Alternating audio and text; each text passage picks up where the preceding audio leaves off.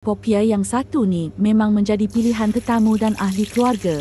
Siapa-siapa yang ada baki lagi dalam peti ais tu boleh dia bawa keluar dan goreng. Untuk resepi sambal ikan saya sudah masukkan video sebelum ini. Nanti saya kongsikan pautan dekat komen.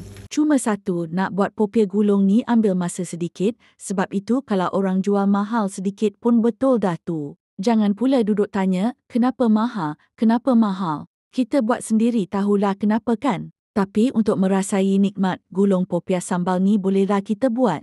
Awak dah pandai ke gulung popia sambal? Saya lupa nak buat video. Ni saya nak kongsi cara goreng popia supaya kekal ranggup. Yang pertama, pastikan guna minyak botol sebab minyak paket bagi saya popia akan serap minyak. Betul ke apa yang saya rasa ni? Siapa tahu boleh kongsi pengalaman. Semasa masukkan popia, minyak jangan terlalu panas. Sebelum goreng popia, kalau boleh keringkan dahulu. Ini juga salah satu cara untuk kekalkan kerangupan popia kita. Dan ini juga cara untuk kurangkan penyerapan minyak pada popia. Macam mana yang dimaksudkan keringkan dahulu popia? Awak nak video tak? Nanti saya buat video cara keringkan popia sebelum goreng. Semasa masuk popia dalam minyak jangan terus kacau-kacau. Pastikan popia sedikit kekuningan baru kacau-kacau. Bukan apa bimbang popia kita pecah perut, nanti minyak cepat jadi hitam dan rasa pun sedikit pahit. Dan cara yang paling penting untuk popia kekal ranggup, kena pastikan guna api yang paling sederhana. Kita nak kulit popia kita betul-betul garing.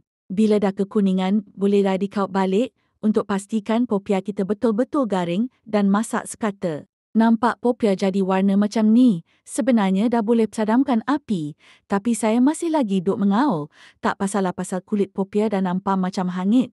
Tapi tak apa, masih lagi boleh makan tak rasa pahit. Tapi untuk dihidang pada tetamu nampak tak berapa cantik. Dalam kuali dah warna sedikit gelap, bila angkat proses memasak tu masih berjalan sebab kulit popia masih panas. Sebab tu nampak dah garing terus angkat. Jangan main-main, nanti hampa. Goreng ke semua popia dan tapiskan dahulu untuk bagi minyak sedikit sejat. Sediakan kertas serap minyak untuk sejukkan popia kita sebelum dimasukkan ke dalam bekas kedap udara.